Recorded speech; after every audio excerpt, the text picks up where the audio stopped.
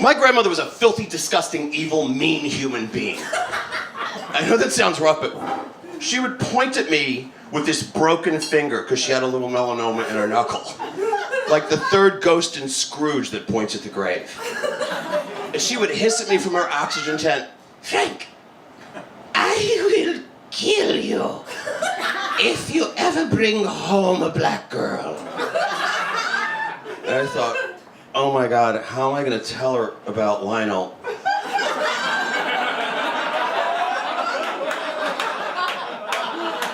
I wish I could walk through this fucking back wall like Kool-Aid and leave a shape, because I still feel that shame.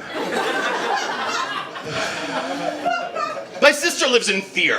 Like, my sister, she's obsessed with terrorism. She was obsessed about it like the first World Trade Center attack, when everyone like just got dusty. She reads about it constantly. She calls me up in a panic, my sister Donna. "Oh God, Frank, we don't know who these people are. Some of them are black, some of them are white. Most of them look like you." It's amazing being racially profiled by a sibling as a member of Al-Qaeda.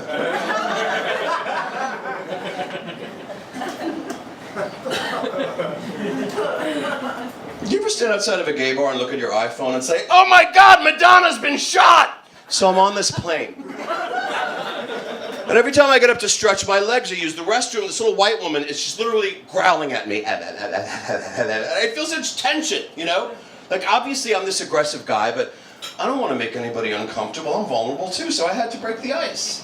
And I walked up to her and I said, "Excuse me, miss.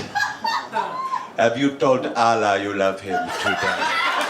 Have you told Allah you love him today? 5, 4, 3, 2, 1, Allah is great. Hummus." And she didn't bother me after that.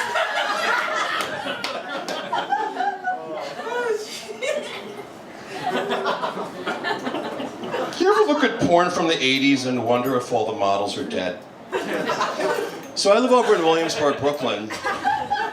Oh my God. And like, no matter where I go, whether it's like Atlanta or LA or even fucking Houston, the world's being taken over by those fucking hipster things. They're everywhere. I live on like off of Bedford Avenue. There's this guy, he's like tall, he's like 6'4", and his hair is up in a bun on the top of his head. Red flag! With a Garfield iron-on his nightgown.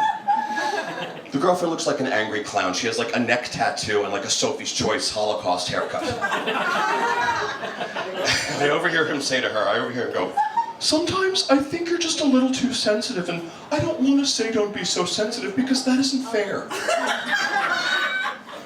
I'm an ethnic. My parents were married for 50 years. If my dad ever spoke like that to my mom, "Sometimes I think you're just a little too sensitive," I think my mother would have said, "Slap on some lipstick and grow some balls, bitch," because real people don't talk that way.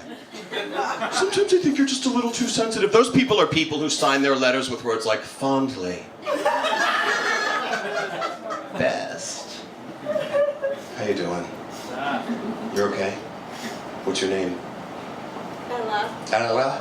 Ella. Gela? I sound like I have a piece of my tongue cut out when I try and pronounce it. You look so scared. Don't worry, I'm not gonna like throw myself into you or anything. Are you a Libra? No, I am.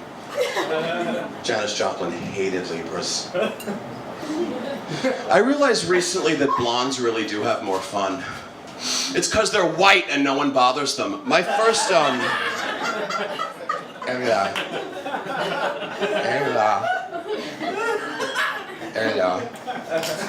Are you really good at math?